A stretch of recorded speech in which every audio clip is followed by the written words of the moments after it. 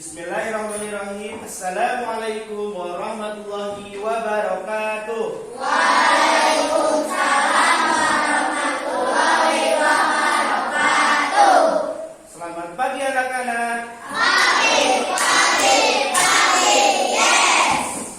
Bagaimana kabar kalian hari ini? Alhamdulillah, luar biasa.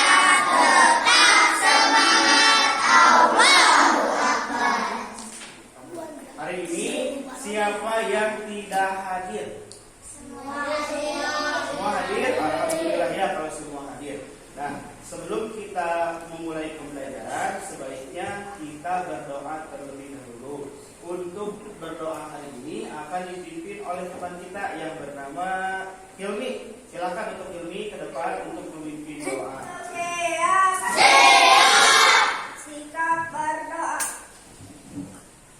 Berdoa dimulai.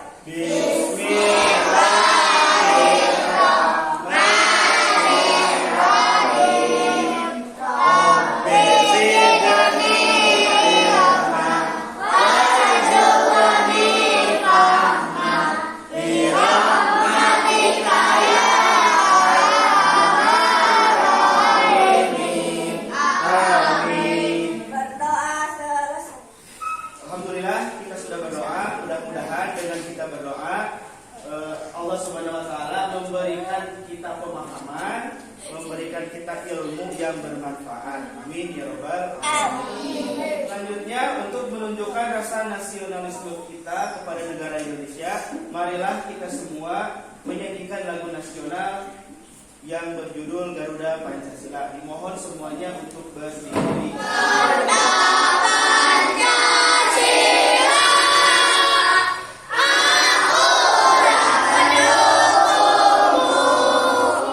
Anak-anakku yang soleh dan solehah, pada hari ini kita akan belajar tentang P5 PPRA. Nih di sini ada yang tahu tentang P5? P5 itu apa?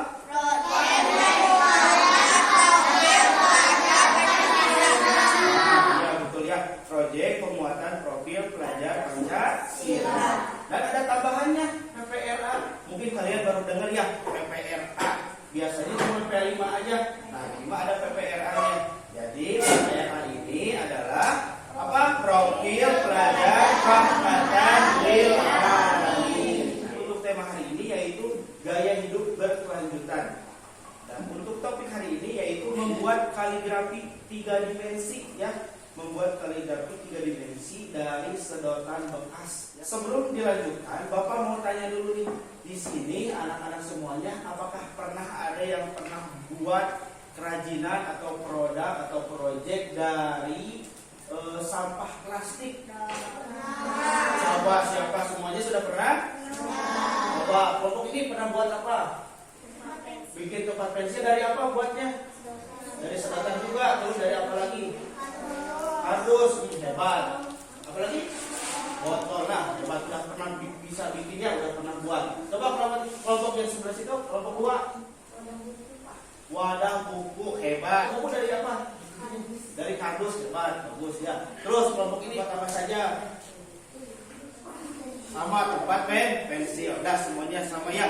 Ada yang buat tempat pensil, ada yang buat wadah buku atau tempat buku. Nah, untuk selanjutnya kita akan belajar tentang atau membuat kaligrafi 3 dimensi dari sedotan bekas. Adapun tujuan pembelajaran pada pertemuan hari ini, nih coba lihat semuanya, lihat ke layar ini fokus. Yang pertama, jadi melalui sebuah proyek. Proyek itu kalian membuat sesuatu ya, membuat proyek, membuat produk. Jadi diharapkan kalian semua mengembangkan dimensi profil pelajar Pancasila dan profil pelajar rahmatan lil alamin. Yang pertama apa?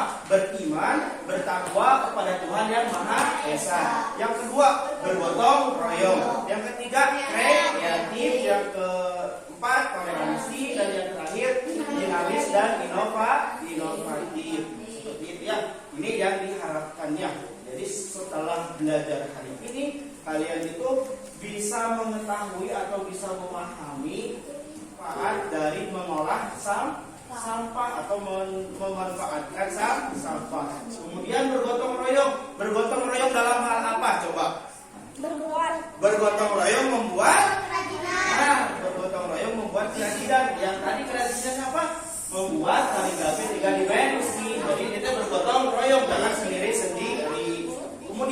Toleransi. Coba ada yang tahu toleransi, masih ingat nggak? Toleransi itu menghargai. Nah, dalam kelompok ini menghargainya apa? Menghargai perbedaan pendapat. Oh, aku ini dulu.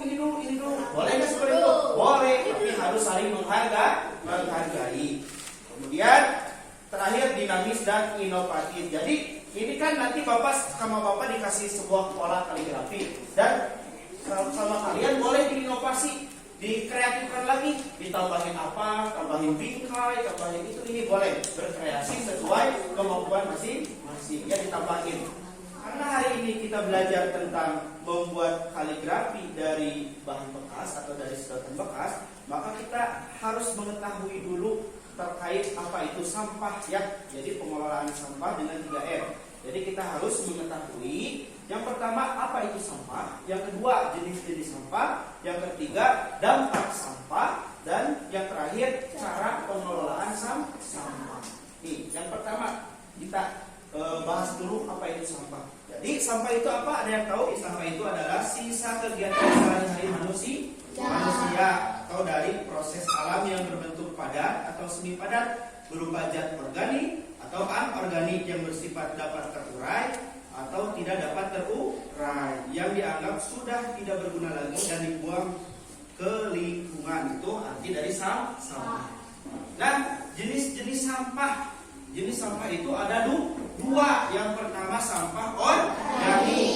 Sampah organik itu adalah atau disebut juga dengan sampah basah, yang jenis sampah yang berasal dari jasad hidup sehingga mudah busuk dan hancur secara alami. Contohnya apa? Sayuran, betul. Daging,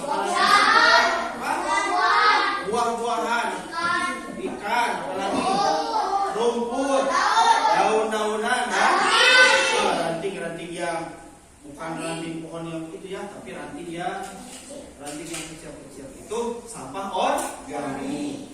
Yang kedua jenis sampah itu ada yang sudah tahu apa? Sampah apa namanya?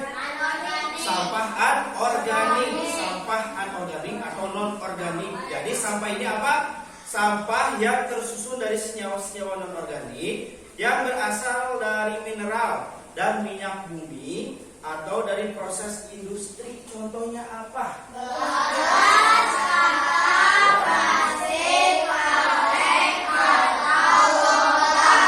Belas kaca, plastik, kaleng atau logam yang tidak mudah untuk terurai atau bisa terurai tapi lama sekali.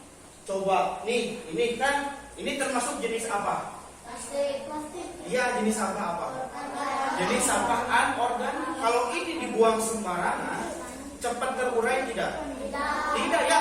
Ini mah tidak cepat terurai atau tidak bisa terurai, lama bisa juga. Jadi ini mah kalau misalkan dibuang sembarangan, bakal terus-terusan ada.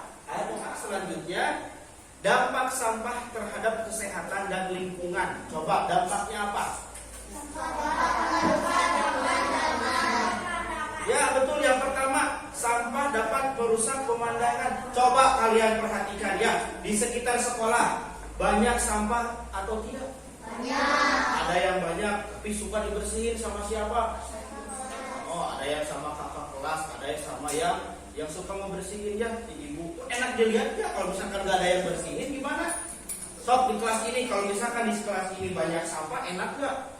Enggak ya. Kemudian kalau misalkan sampahnya anorganik masih bisa aman ya, tidak muncul bau. Tapi kalau misalkan di kelas ini terdapat sampah organik, bekas makanan misalkan makanan udah habis, roti misalkan atau jajan sosis disimpan, terus pulang besok nanti busuk, muncul bau apa? Bau yang tidak sedap ya, muncul bau yang gak enak. Kalau misalkan udah muncul bau, muncul bakteri, ada bila tuh menimbulkan penyakit apa saja, bisa diare, disentri, jamur penyakit kulit, kemudian ada bermacam-macam penyakit yang lainnya. Makanya kalian harus menjaga kebersihan badan, kebersihan lingkungan, mau di sekolah, mau di rumah harus dijaga. Bagaimana cara pengelolaan sampahnya? Yang pertama dengan cara reduce. Reduce itu dengan cara mengurangi. mengurangi sampah dan menghemat pemakaian barang. Contohnya dengan seperti apa? Contohnya seperti apa? Pada saat menerima ke pasar akan lebih baik membawa tas belanja sendiri agar tidak memakai kantong plastik. Ya betul apa yang dikatakan oleh Hilmi. Jadi kalau misalkan kita mau belanja, mau ke pasar, mau jajan ke Indomaret atau ke manapun, biasakan kita membawa tas. Ya suka ada tas apa? Yang tas dari kain ya. Nah bawa belanja masukin itu mah jadi mengurangi pemakaian sampah atau mengurangi pemakaian plastik. Di sini siapa yang sudah pernah mempraktekkan belanja ke Indomaret, ke Alfa, ke Gria, bawa tas sendiri? Ada nggak? Siapa? Wah, Dio hebat, alhamdulillah ya. Dio sudah mempraktekannya. Yang lain juga harus mempraktekannya supaya sampah plastik semakin berkurang.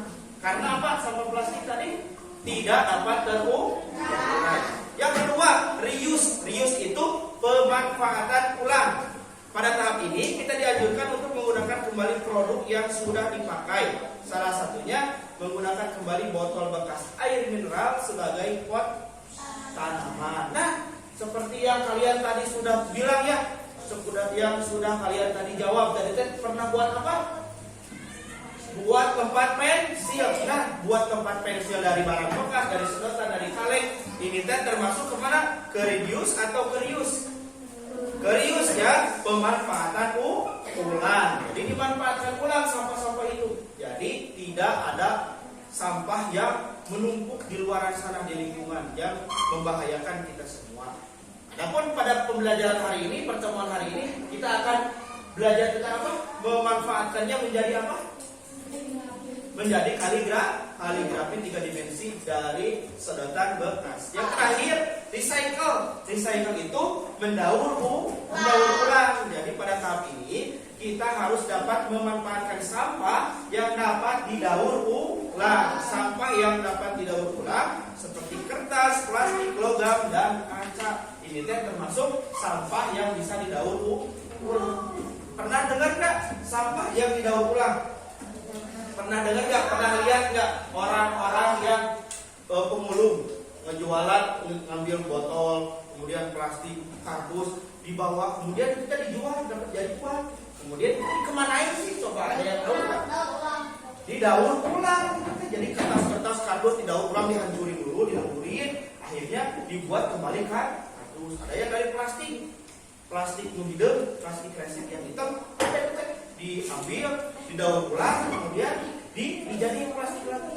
Makanya hati-hati pada penggunaan plastik.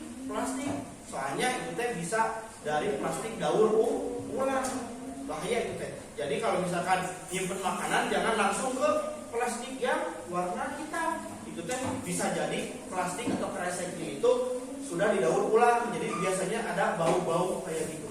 Tetap itu ada bau. Jadi kalau misalkan bawa makanan lebih baik ke plastik yang bening atau enggak bawa misting sendiri, bawa barang sendiri biar lebih aman, biar lebih sehat. Itulah materi yang Bapak sampaikan pada pertemuan hari ini. Sekarang selanjutnya kita langsung ke proyek, langsung ke tugas, yaitu membuat kaligrafi 3 dimensi menggunakan sedotan bekas. Yang pertama nih, coba semuanya lihat ke depan, perhatikan baik-baik yang ada di layar ini, fokus. Nah, yang ini nanti akhirnya itu kalian akan membuat proyek yang seperti ini. Nah, jadi ini ada kreasinya ya yang Bapak berikan, cuma polanya saja. Ada polanya. Nah, yang kayak gini Bingka itu berkreasi masing-masing. Untuk pembuatan proyek ini, Bapak akan memberikan sebuah pola kaligrafi. Pola kaligrafi ini disimpan, ditempel seperti ini. Kalau sudah ditempel, terus sebelum ditempel ke sini, sedotan yang warna-warni itu satu dipotong-potong dulu. Nah, seperti ini. Ini yang mau jadi kaligrafinya yang mana? Yang mau dasarnya yang mana? Ini dipotong-potong, jadi bagi-bagi tugas ya. Ada yang potong-potong ini, tapi harus sama ya. Dipotong-potong harus sama, satu warna. Kalau udah beres, selanjutnya, kalau misalkan backgroundnya putih semua ditempelin. Tadi yang potongan-potongan tadi ditempel ke sini. Nah, ditempel ke sini, jadi ini kasih lem ke sini. Terus terus ditempelin di sini kayak gini, puter terus tempelin. Kalau udah selesai nanti digunting ya, ini tuh digunting sama kartonnya digunting, gunting wau alif wakimu udah digunting, kemudian ditempel lagi ke yang background yang tadi yang warna putih, misalkan nih putih semua, tempel lagi yang tadi kan. Jadi untuk lebih jelasnya coba lihat videonya. Nah, seperti ini ya, coba perhatikan baik-baik. Dikasih dulu lem, kemudian ditempel di karton.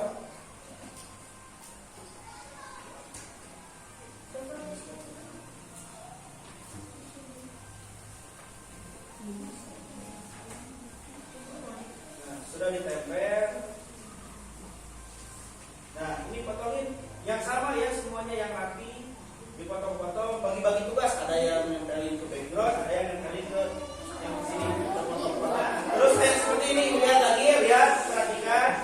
Nah, tempelin ke situ. Nah, kayak gitu, perhatiin semuanya sampai selesai. Kalau misalkan sampai giliran sama teman kelompoknya,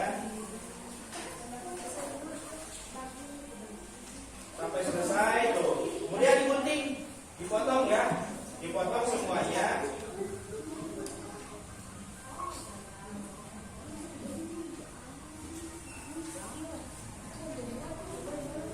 Terus itu biar gampang mengoyak ya kalau misalkan ke karton. Jadi bagus buat. Nah, ini juga ke karton ya, yang nempelin yang tadi, yang untuk backgroundnya biar nggak meramai, biar nggak letoy. Nah, biar ini tempel kayak gini.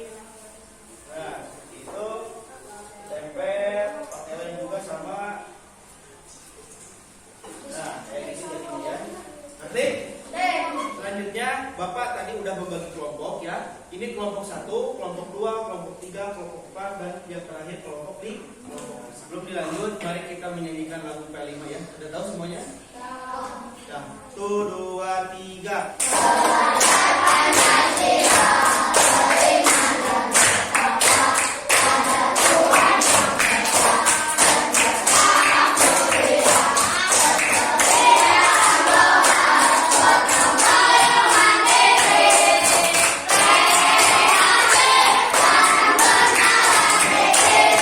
Sekarang Bapak akan membagikan sebuah kaligrafi atau pola kaligrafi yang untuk dikerjakan.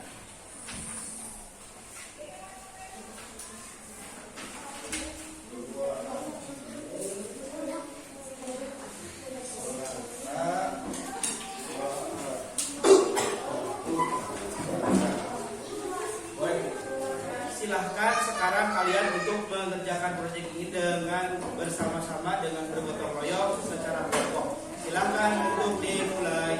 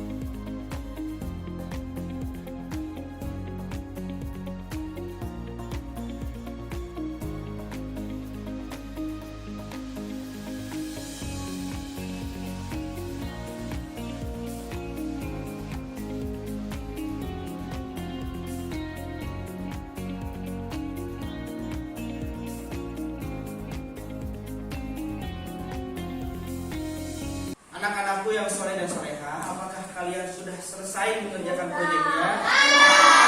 Alhamdulillah kalau sudah. Nah, untuk kelompok 1 coba diperlihatkan hasil karyanya. Untuk kelompok 2 silakan ditampilkan karyanya. Nah, untuk kelompok 3 coba. Untuk kelompok 4. Untuk kelompok terakhir. Anak soleh. Amin. Bagaimana perasaan kalian setelah membuat proyek yang telah barusan kalian buat? Ada manfaatnya nggak kalian buat proyek yang barusan?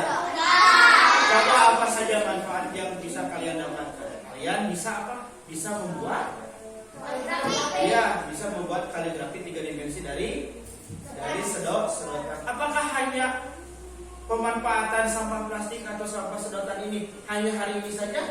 Enggak ya. Jadi jangan sampai di sini. Jadi kalian setelah pulang ke rumah ada sampah, berbuatlah, berkaryalah sesuai dengan kekreatifan kalian masing-masing. Kayak sampah kardus, gunting-gunting jadiin apa? Jadi hiasan dinding itu jadi bagus, jadi bermanfaat dari sampah itu. Pokoknya berpikir lagi yang lebih kreatif lagi. Jadi di rumah itu lebih bermanfaat lagi ya. Sampah-sampah bekas itu jadi bermanfaat. Dari kegiatan hari ini, semoga pembelajaran hari ini atau proyek hari ini tidak berhenti sampai di sini saja ya. Tetapi juga kita bisa terapkan dalam kehidupan sehari-hari. Kalau kita lihat sampah, dipilih mana sampah plastik yang bisa dimanfaatkan, yang bisa didaur ulang, yang bisa digunakan kembali. Kita amankan, kita pilih. Kalau misalkan ada sampah organik, kita buang ya, dibungkus pakai plastik, tutup biar tidak bagus seperti itu. Dan karena kita juga harus menjaga kebersihan. Nih ngomong-ngomong, Bapak mau nanya dulu. Yang kelompok ini tadi Bapak ngasih pola yaitu tulisannya atau bacaannya wa aqimu. Terus kedua as-shalah wa aqimus shalah wa atu zakat. Al-Baqarah ayat ke-40. Ada yang ingat enggak? Ada yang enggak? Barusan itu perintah tentang apa? Wa aqimus shalah. Laksanakanlah salat. Wa atu zakat dan berzakat. Itu teh salah satu kewajiban apa? Nah, coba ingat-ingat. Minggu kemarin yang lalu kita belajar tentang apa? Nah, betul. Kewajiban setelah balik atau kewajiban kita sebagai umat muslim. Wa aqimus shalah wa atuz zakat. Maka laksanakanlah salat dan berzakat. Jadi kalimat PPRA ini atau proyek yang kalian buat atau kaligrafi yang kalian buat ini berkaitan dengan pelajaran yang sebelumnya tentang kewajiban setelah mencapai usia balik. Contohnya apa tadi? Sholat dan zakat bagi yang mampu ya. Itu. Alhamdulillah untuk pembelajaran hari ini sampai di sini. Kita tutup pembelajaran hari ini dengan hamdalah dan doa kafaratul majelis. Duduk siap. Sikap berdoa. Berdoa dimulai. Allah